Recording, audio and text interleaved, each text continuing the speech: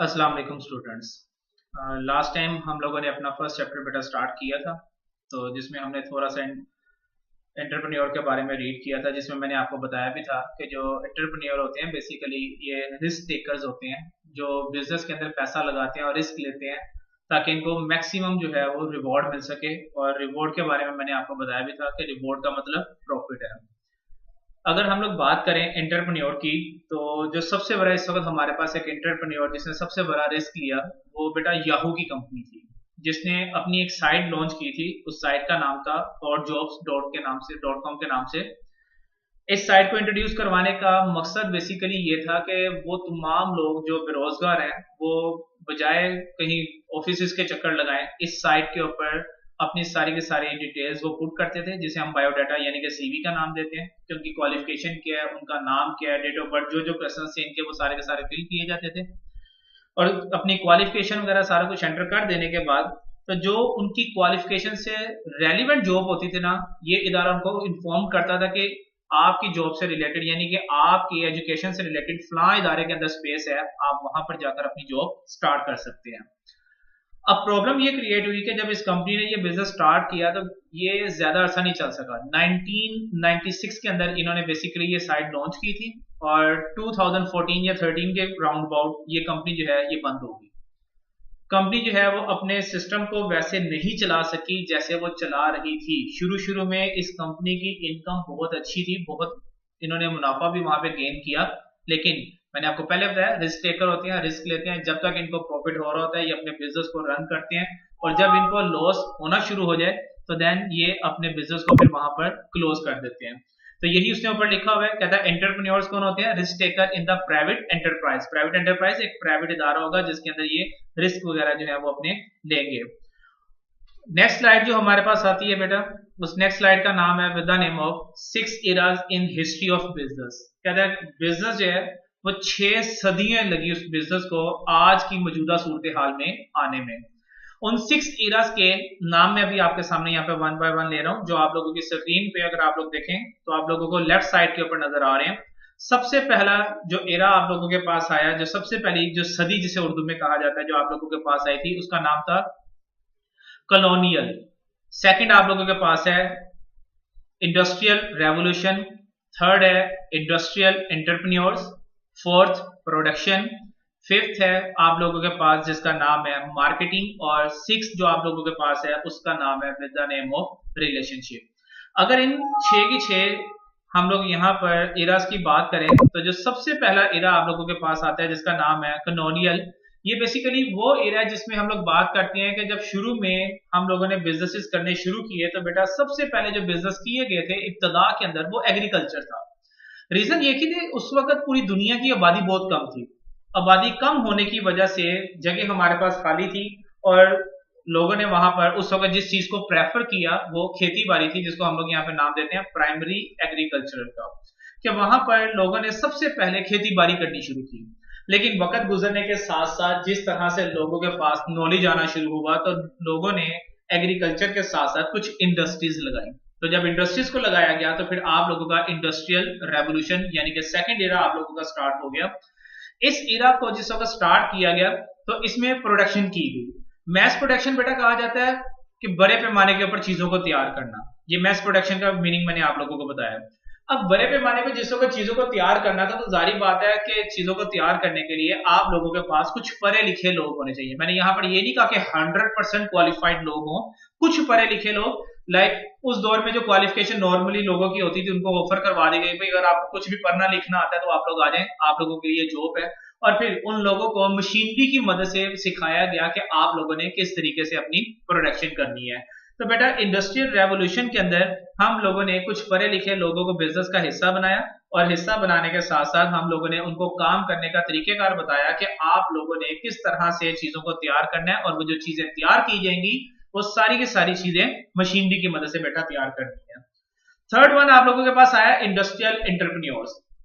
जिस वक्त इंडस्ट्री के अंदर काम करने वाले लोग हमारे पास आ गए, तो जारी बात है अब इंडस्ट्री में लार्ज स्केल पर प्रोडक्शन करने के लिए हम लोगों को टेक्नोलॉजी की जरूरत थी, ताकि हम अपने कस्टमर्स की जो नीड्स हैं उनको वक्त के ऊपर पूरा कर सकें। उनकी जो डिमांड्स हमारे पास आ रही हैं, हम उनको वक्त पर पूरा कर सके, तो इसलिए हम लोगों को फिर इंटरप्रेन्योर्स रिक्वायर्ड थे। अभी मैंने आप लोगों को प्रीवियस इस चीज के बारे में क्लियर भी किया है कि इंटरप्रेन्योर्स का बेटा जो मतलब होता है वो इन्वेस्टर्स हैं, रिस्क टेकर होते हैं, जो बिजनेस के अंदर पैसा लगाते हैं।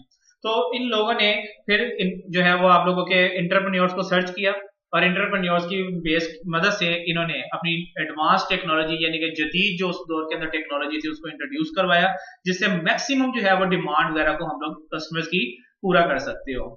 देन फोर्थ वन आप लोगों के पास आती है जिसका नाम है प्रोडक्शन। जिस वक्त आप लोगों की इंडस्ट्रीज बन गई, इंडस्ट्रीज बन जाने के बाद आप लोगों के पास इंटरप्रेन्योर्स आ गए जो आपके बिजनेस के अंदर पैसा वगैरह लगा रहे हैं, रिस्क वगैरह ले रहे हैं, तो देन फोर्थ नंबर के ऊपर आ गई प्रोडक्शन।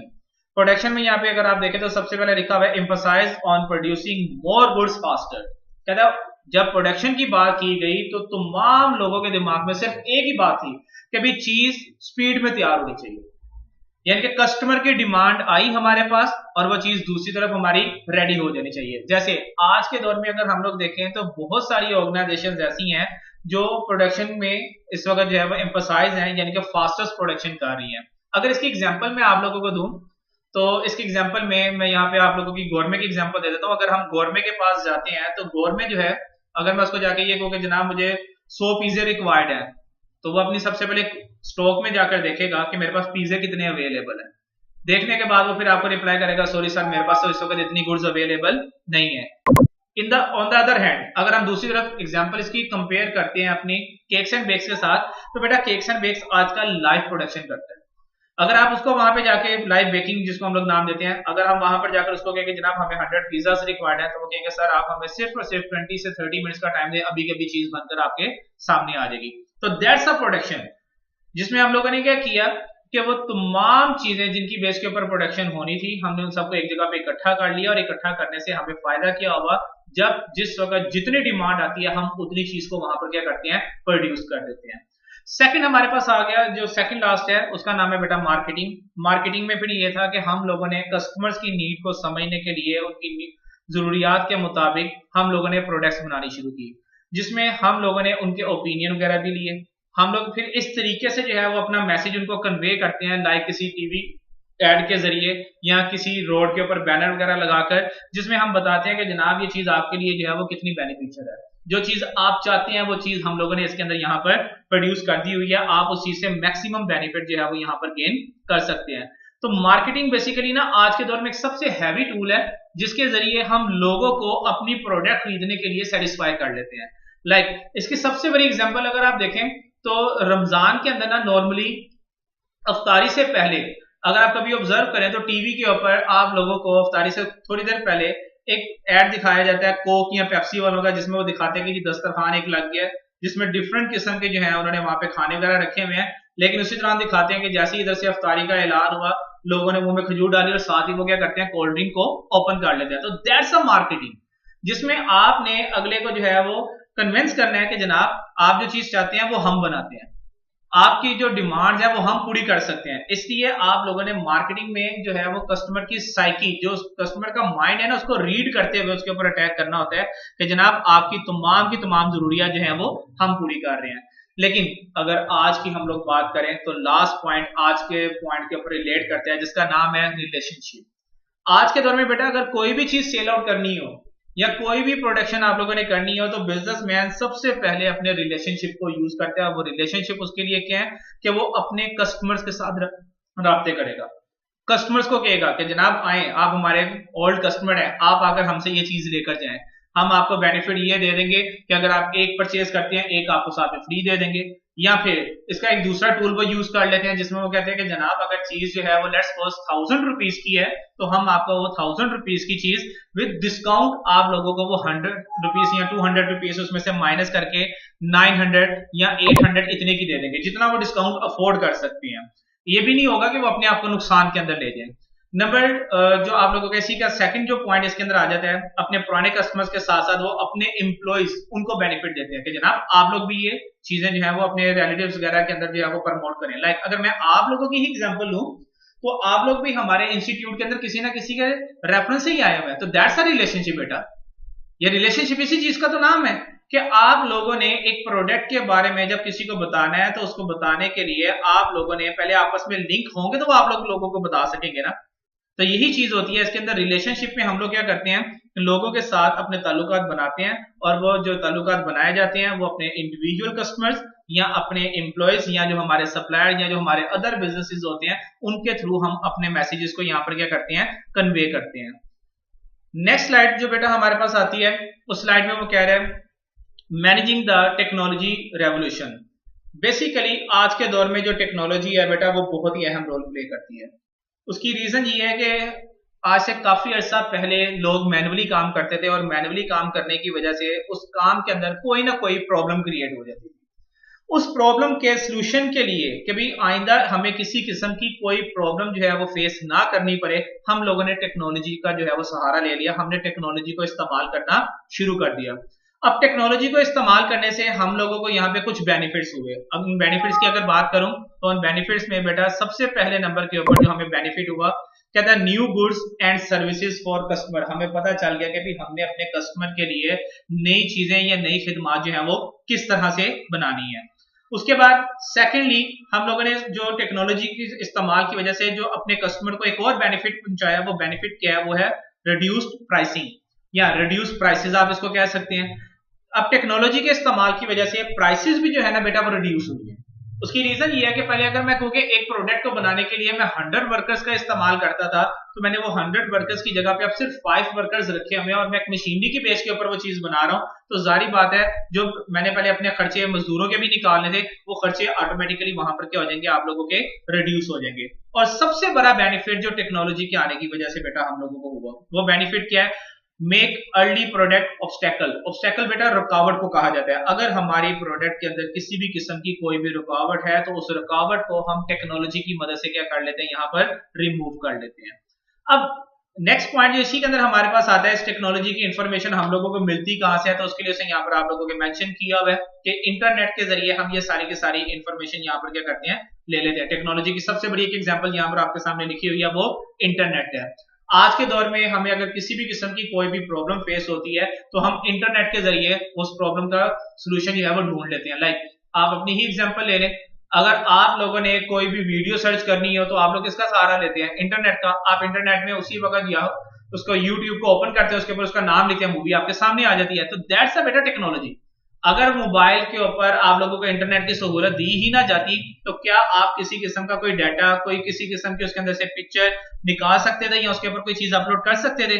इसीलिए उसे यहाँ पर लिखा हुआ है कि जिसमें वो आप लोगों को बता रहा है कि टेक्नोलॉजी ने आने के बाद हम लोगों को बेशुमार जो है वो बेनिफिट्स यहाँ पर फराहम किए हैं। नेक्स्ट पॉइंट बेटा हमारे पास जो आता है उस पॉइंट का नाम है with the name of transactions management to relationship management.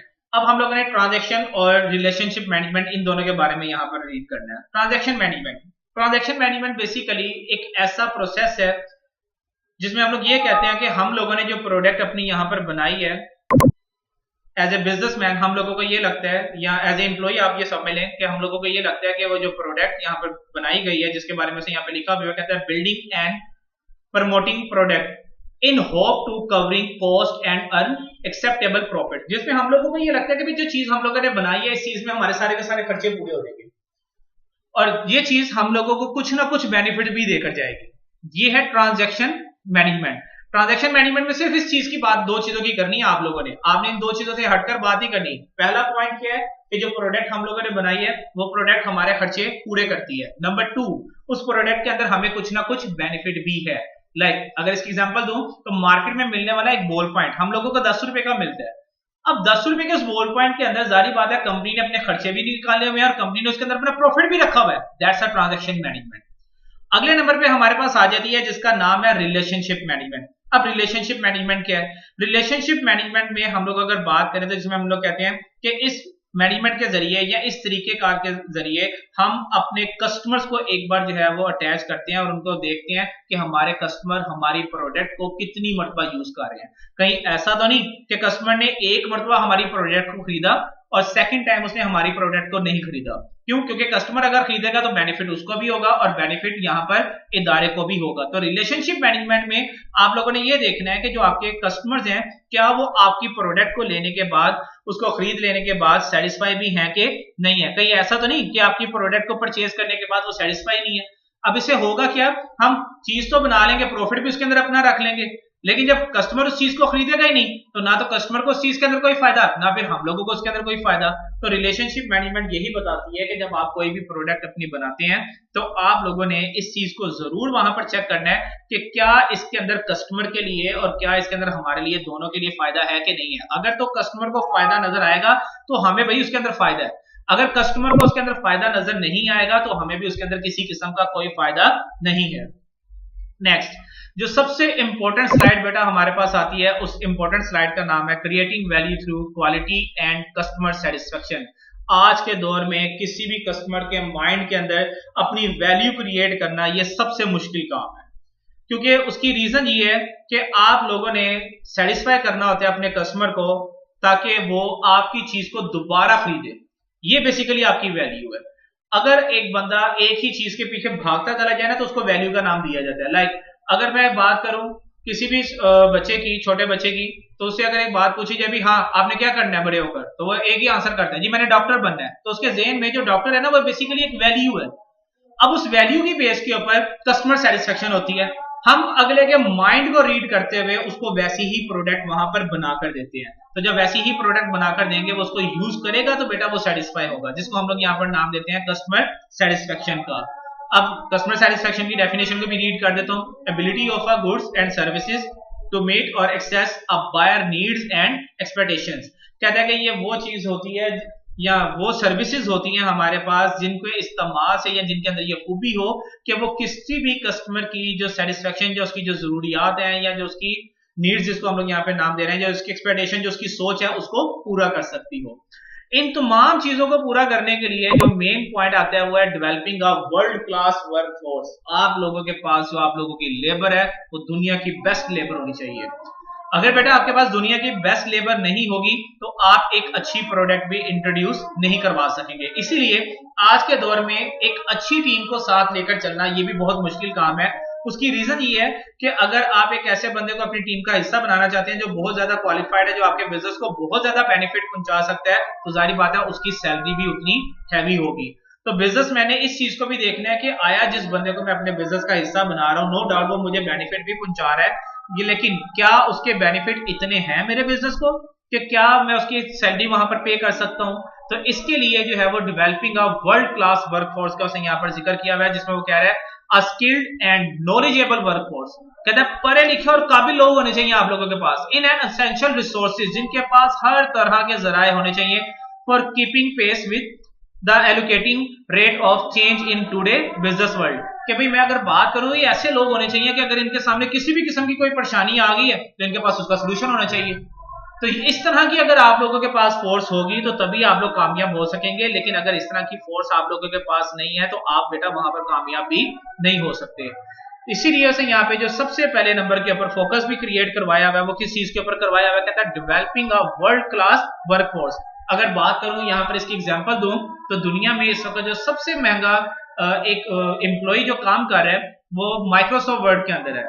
उनका जो एम्प्लॉय, जो उनका मैनेजर है, आई थिंक सो, जो एक घंटे का $500 के करीब बेटा चार्ज करता है। दुनिया का सबसे महंगा सैलरीड पर्सन वो यहाँ पर इस वक्त कहलाता है। यही रीजन है कि वो कहता है कि जो आप आज के दौर की अगर बात करें जिसे हम लोग 21st सेंचुरी का यहाँ पर नाम देते हैं, तो कहते हैं जी जो 21st सेंचुरी के मैनेजर्स है ना उनके अंदर कुछ खूबियां होनी चाहिए। अब वो खूबियां कौन कौन सी हैं? नंबर 1 सबसे पहली खूबी है, कहता है मैनेजमेंट स्किल एंड एबिलिटी। कहता है पहले नंबर पे तो आप ये चेक करें कि जिसको आपने मैनेजर बनाया, जिसको आपने अपनी वर्कफोर्स यानी कि अपने एम्प्लॉयज में एक सबसे हैवी रैंक दी है, क्या वो उस रैंक के काबिल भी है कि नहीं है। कहीं ऐसा तो नहीं कि मैंने उसको जो है वो अपने इदारे के अंदर एक हाई पोस्ट दे दी और पता चले कि उसका जो कैलिबर है वो बिल्कुल जीरो है, उस बंदे के अंदर टॉलरेंस वाली तो कोई चीज ही नहीं है। ये चीज बहुत ज्यादा मैटर करती है। रीजन ये है कि जब किसी भी बंदे के पास कोई इख्तियारात आ जाते हैं ना तो वो समझता है कि भाई मैं इस वक्त जो कहूंगा वही यहाँ पर होगा। तो डेट्स व्हाई सबसे पहले उसने यहाँ पे लिखा हुआ है मैनेजमेंट स्किल एंड एबिलिटी, कि क्या उसके अंदर उतनी काबिलियत है कि वो बंदा उस सीट के काबिल है कि नहीं। वेरी नेक्स्ट पॉइंट, बड़ा इंटरेस्टिंग पॉइंट उसने यहाँ पे लिखा हुआ है सेकंड वाला, जिसमें कहता है जी maintaining a healthy relationship with employees. आपने अपने एम्प्लॉइज के साथ जो है एक अच्छा रिलेशन कायम करना है। अब अपने एम्प्लॉइज के साथ अच्छा रिलेशन कायम करना है, यहां पर उसने किसी किस्म के एम्प्लॉइज को हाईलाइट नहीं किया कि ये एम्प्लॉइज कौन सी होने चाहिए।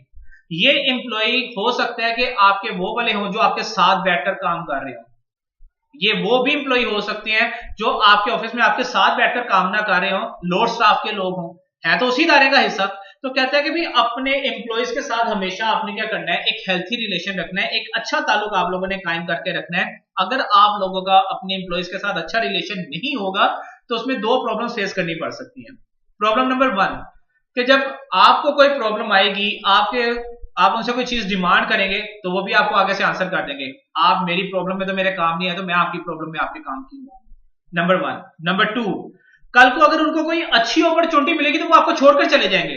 That's the biggest problem for any organisation. सबसे बड़ी एग्जांपल इस वक्त हमारे पास पाकिस्तान के अंदर हलीफ फैक्ट्री की है बेटा। हलीफ फैक्ट्री में उन्होंने अपने एक एम्प्लॉय को निकाला और एम्प्लॉय को निकाल के उन्होंने कहा जी कि आप बहुत कॉस्टली है इस वक्त हमारे लिए, हम आपको अफोर्ड नहीं कर सकते, आप जा सकते हैं। जब वो एम्प्लॉय जाने लगा तो अपने बाकी के मेंबर्स को सिर्फ एक वर्ड बोला, उसने कहा कि जी आज मैं जा रहा हूं, कल आप में से पता नहीं कितने लोगों ने और ने जाना है। क्योंकि वो पूरी की पूरी एक टीम थी।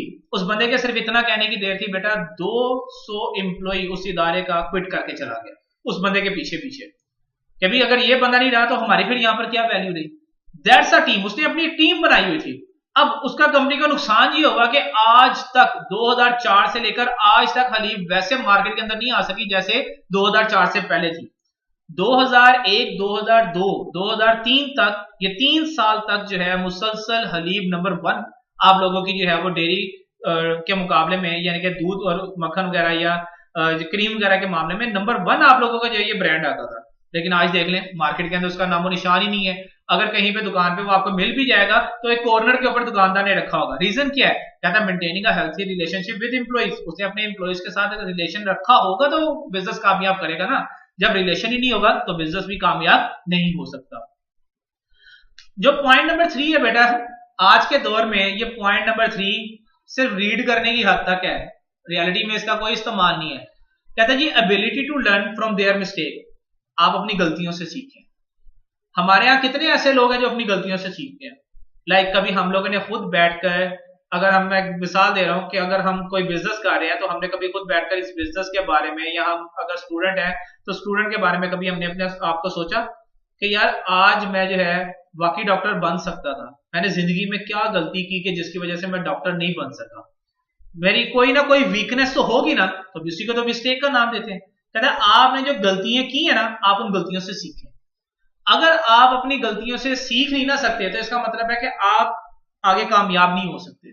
कामयाबी के लिए आप लोगों को अपनी गलतियों को एक बार अपने सामने रखकर उनको देखना पड़ता है कि भी क्या क्या गलतियां हुई और उन गलतियों की वजह से मुझे क्या क्या नुकसान हुए।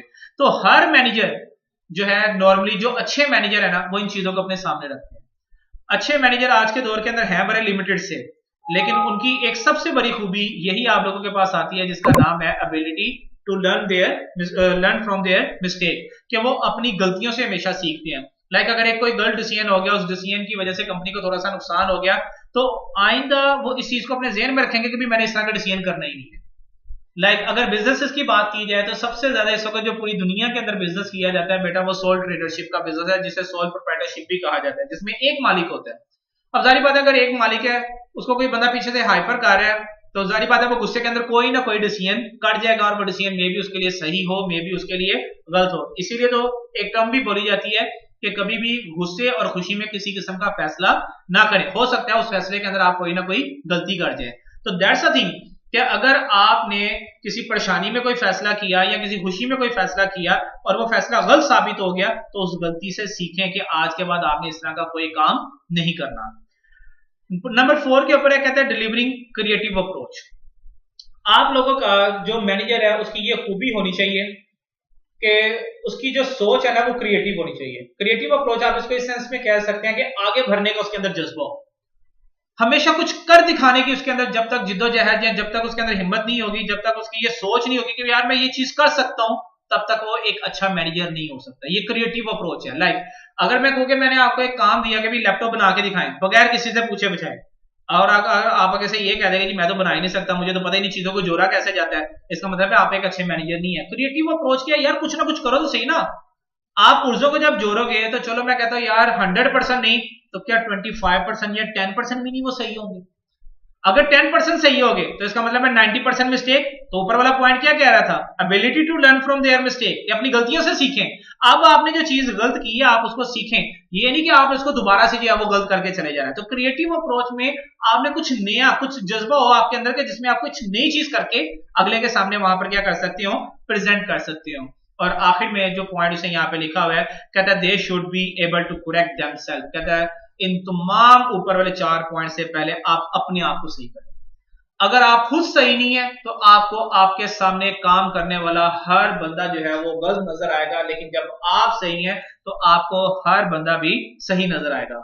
लाइक अगर इसकी एग्जांपल दूं तो पाकिस्तान के अंदर जितने भी ये चार्टर्ड अकाउंटेंट्स हैं ना, इन सबको पहले एक ही चीज सिखाई जाती है कि भी आप जिस भी इदारे का ऑडिट करने के लिए गए हैं, ये ध्यान में रखें वहां पे हर बंदा ही चोर है। अब एक बंदे की जब थिंकिंग ही पहले ये सेट कर दी गई है कि भी हर बंदा ही चोर है, तो जारी बात है उसे जो ऑडिट भी वहां पर करना है उसे उसी सोच को लेकर करना है। लेकिन अगर उसको ये कह दिया जाए कि नहीं जनाब आपने जब ऑडिट करने के लिए जाना है तो आपने ये नहीं अपने ज़हन में बात रखनी कि हर बंदा चोर है, आपने ये समझना है हर बंदा ईमानदार है। तो देन अब जब हर बंदा ईमानदार है फिर काम करने का एनवायरमेंट और होगा। जब मैं कहूंगा भी हर बंदा चोर है फिर काम करने का एनवायरमेंट और होगा। तो कहते हैं इन तमाम चीजों में आपने देखना है कि एक बंदे ने तो एक बात कह दी, अब आप देखें कि इसमें सही किया और गलत किया है। यानी कि आपको सही और गलत के दरमियान फर्क का पता होना चाहिए। ये नहीं कि किसी ने आपके दिमाग में एक बात पुट कर दी और आप उसी के पीछे जो है वो चलना शुरू कर दें। तो इसीलिए से यहाँ पे लिखा हुआ है they should be able to correct themselves. उसको पता होना चाहिए कि क्या चीज जो है वो सही है और क्या चीज जो है वो वहां पर गलत है। इन चीजों का फैसला करने की उसके अंदर एबिलिटी होनी चाहिए। अगर उसके अंदर ये एबिलिटी नहीं है, इट मींस अगेन वो एक अच्छा मैनेजर भी नहीं है। बेटा जो फर्स्ट चैप्टर के आपके इंपॉर्टेंट पॉइंट्स थे वो सारे के सारे मैंने इन स्लाइड्स के अंदर जो है वो आपके साथ शेयर किए हैं। इंशाल्लाह अगले लेक्चर को फिर हम अपने नेक्स्ट टॉपिक के अंदर जो है वो डिस्कस करेंगे।